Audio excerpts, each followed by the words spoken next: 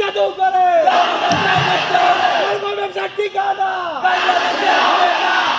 দেখেন, আমি যেটা পরিষ্কার করে বলতে চাই আজকের এই সমাবেশ থেকে,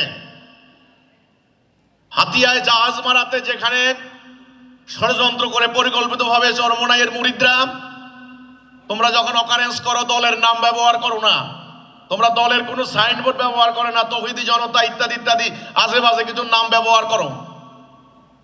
সেখানে আমাদের বক্তব্য দেওয়ার অধিকার রয়েছে। তোমাদের উচিত হলো আমাদের বক্তব্য শোনা। যদি আমরা খারাপ কিছু বলি, তোমরা সেগুলি প্রতিবাদ করবে, তোমরা রেকর্ড করবে। কাজেই আমাদের বক্তব্যকে ভয় পাচ্ছ কেন? তোমরা জানো তোমরা এতদিন যে অসার কথা বলে এসেছো, আননেসেসারি অপ্রয়োজনীয় কথা বলে এসেছো, যে কথাগুলি কোনো ভিত্তি নাই, কোনো দলিল নাই, কোনো প্রমাণ নাই, সেগুলি জনগণ এখন আর খায় না। এখন জনগণ বুঝে গিয়েছে। না হলে তোমরা আমাদের কথাকে ভয় পাচ্ছ কেন? কেন ভয় পাচ্ছ? আমার কথা হচ্ছে এটা, এই গাজীপুর থেকে কোন এক মুফতি, সে একটা মিথ্যা হ্যান্ডবিল, সে সারা বাংলাদেশে হ্যান্ডবিলটা ছাপিয়ে দিয়েছে। এরা আমাদের হাতের মুঠোয়, আমরা এদেরকে এখন ধরবো না,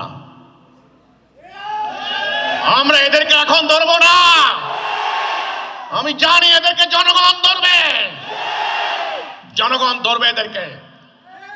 আমি হাতিয়ার ধর্মপ্রাণ মুসলমানদেরকে বলতে চাই, আজকে ইফতার মাহফিলে আমরা আল্লাহর কথা, ইসলামের কথা, নবীর কথা বলতাম, আমরা কোরআনের কথা বলতে দাঁড়িয়েছি।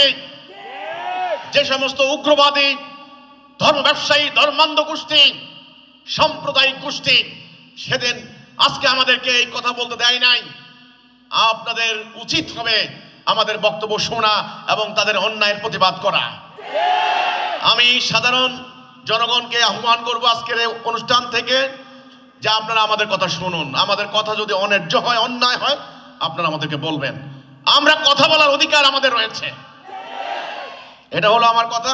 যারা অন্যের অধিকার স্বীকার করে না, ওদেরকে আল্লাহ সাহায্য করেন না।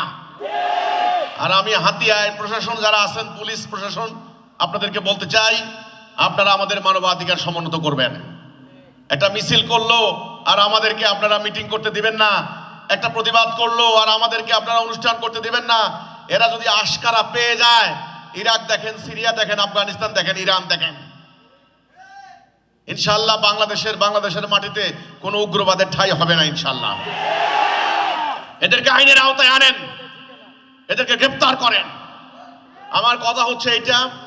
কাজেই আমরা সারা বাংলাদেশে হিজবুত তাওহীদ আন্দোলন যেই সত্য কথা বলে যাচ্ছে, এই উগ্রবাদী গোষ্ঠী আদর্শিকভাবে, দালিলিকভাবে, কোরআন হাদিসের ভিত্তিতে আমাদেরকে মোকাবেলা করতে ব্যর্থ হয়ে এখন তারা সন্ত্রাসের পথ বেছে নিয়েছে। সন্ত্রাসের পথ ধ্বংসের পথ, সন্ত্রাসের পথ আল্লাহ লানতের পথ। যত একদিন যাবে এই উগ্রবাদী সন্ত্রাসী ধীরে ধীরে জনতার মন মানসিকতা থেকে তারা হারিয়ে যাবে ইনশাআল্লাহ। কাজে আমি আজকের এই অনুষ্ঠানে আগত নতুনদেরকে বলতে চাই, আপনারা যারা এখানে হাজির হয়েছেন, আমার প্রথম কথা ছিল তাওহীদের প্রতি ঈমান না আনার কারণে আমাদের এই অবস্থা। আপনি দেখেন, এই যে মুসলমানদের মার খাওয়ার পিছনে, এটা হলো আরেকটা মেইন কারণ। মুসলমান নিজেরা নিজেদের শত্রু, মুসলমান নিজেরা নিজেদেরকে মারামারি করছে, খুনাখুনি করছে। আমি আজকের ঘটনা দেখালাম যে আজকে দেখেন হাতিয়াতে আমাদের উপর হামলা করলো হিন্দু না, খ্রিস্টানে না, ইয়াহুদি না, বৌদ্ধ না, কেউ না, আমাদের উপর হামলা করলো কারা? মানে হামলা মানে কি, আমাদেরকে মাহফিল করতে দেবে না, মিছিল করছে, সুযোগ পেলে হামলা করবে, সেটা কারা? আপনি দেখেন, আমি আপনাদের ছবি দেখাইলাম তো নাকি? এদের দাড়ি টুপি দেখেন, দেখেন দেখেন, এই যে দেখেন, হ্যাঁ, সারা বাংলাদেশের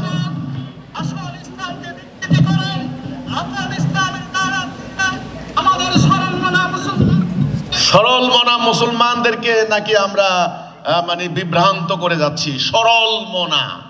আর তোমরা মুসলমানদেরকে এতদিন ধরে সঠিক পথে পরিচালিত করেছো, তো দলে দলে মার খাচ্ছ কেন? গত নির্বাচনে তোমরা কি আকাম করেছো আমরা কি দেখি নাই? সরল মনা মুসলমানদেরকে নাকি আমরা নিয়ে যাচ্ছি। তোমাদের এত ঠেকা লাগছে কেন? তোমরা কি কন্ডাক্টরি আনছো নাকি আল্লাহ থেকে? কন্ডাক্টরি। জনগণ কথা শুনবে, তুমিও কথা বলো, আমিও কথা বলবো।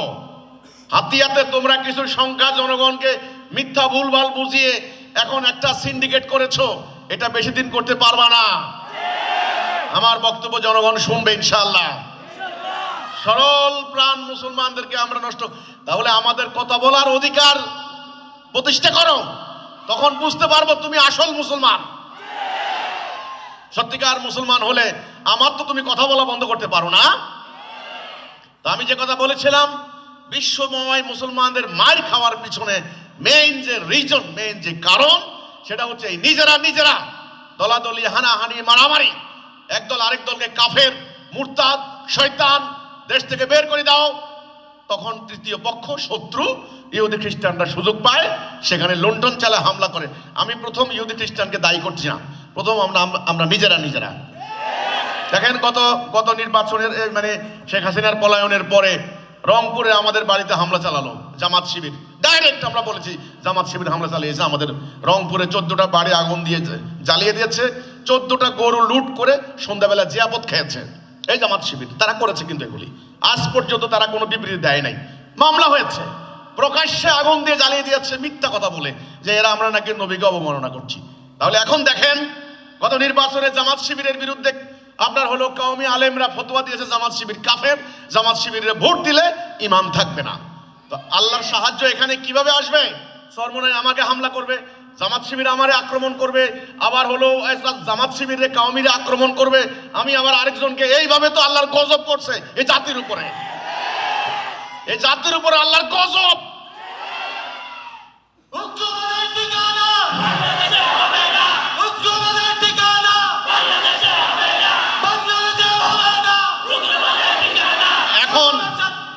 এখন বাঁচতে হলে কি করণীয়? আমার আজকে সমাবেশে আমার প্রথম বক্তব্য, যদি বাঁচতে হয়, এখানে যারা আপনারা অনেক তরুণ আছেন, আমাদের স্টুডেন্ট ফোরামের বক্তব্য শুনতে এসেছেন, আপনারা কলেজ বিশ্ববিদ্যালয়ে পড়েন, শুনেন। দুর্ভাগ্য, আজকে শিক্ষার উদ্দেশ্য হয়ে গেছে টাকা কামাই। আপনারা বুকে হাত দিয়ে বলেন, লেখাপড়ার উদ্দেশ্য টাকা কামাই কিনা? টাকা কামাই। আপনারা বড় শিক্ষিত হবেন, অন্যের ঘাড়ে বসে বসে পাও দিয়ে আপনারা হলো বা এসি রুমে বসে বসে ইনকাম করে খাবেন। সাধারণ কৃষক শ্রমিক জনতা ইনকাম করবে, আপনারা খুব শিক্ষিত।